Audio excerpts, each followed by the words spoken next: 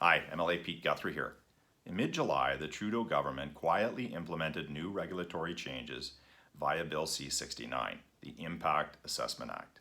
These new rules will have major implications on Alberta's economic future and the development of our natural resources. The federal plan includes a net zero emissions policy for any industrial development. For there to be any chance of approval, all future projects for mines, including oil sands, power plants, pipelines, or railways, must be net zero or include plans to meet this requirement by 2050. The federal government also added a caveat stating that they reserve the right to review any major project outside these listed categories. In general terms, net zero means that all greenhouse gas, GHG, emissions emitted must be recaptured. However, in the eyes of Justin Trudeau, net zero equates to zero fossil fuels. These two terms are synonymous in the view of left-wing activist groups, which includes this federal government. Trudeau has openly discussed his plans to phase out the oil sands and transition Canada away from fossil fuels. His contempt for the West, born out of his ideologically driven notions, will have severe implications on Alberta's economy and thus the economy of Canada as a whole. Canadians are international leaders in environmental and social governance, ESG. We are one of the most environmentally responsible countries in the world and place considerable value on human rights, equality, and diversity. Canada also enjoys a high standard of living due in large part to our plentiful natural resources, which includes the third largest oil reserves in the world. Research from the Canadian Energy Centre shows energy as the largest contributing sector to the Canadian economy, accounting for $221 billion or 10.6% of GDP in 2018.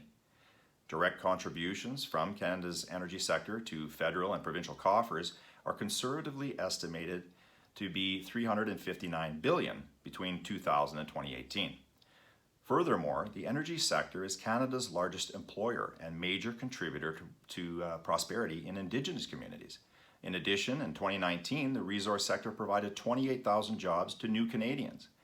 A misguided attack on industry by Justin Trudeau will directly affect the livelihoods of these families. Innovation in the energy sector is second to none, and tremendous strides with emissions reductions continue to be made.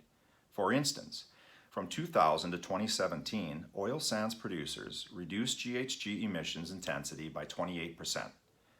Alberta has major investments and capital projects that are being considered, but obtaining the objective of net zero is a challenge. So where does this policy leave future development, and what does it mean for Alberta jobs? COVID-19 has had a devastating effect on Canada's economy, and it has hit Alberta especially hard. This is a time when government should be doing their utmost to put people back to work and stimulate the economy. Instead, Trudeau's plan is to spend and tax our way to prosperity while opposing fossil fuels, the largest contributing factor to Canada's growth. He will do this by increasing taxes and subsidizing his Green New Deal.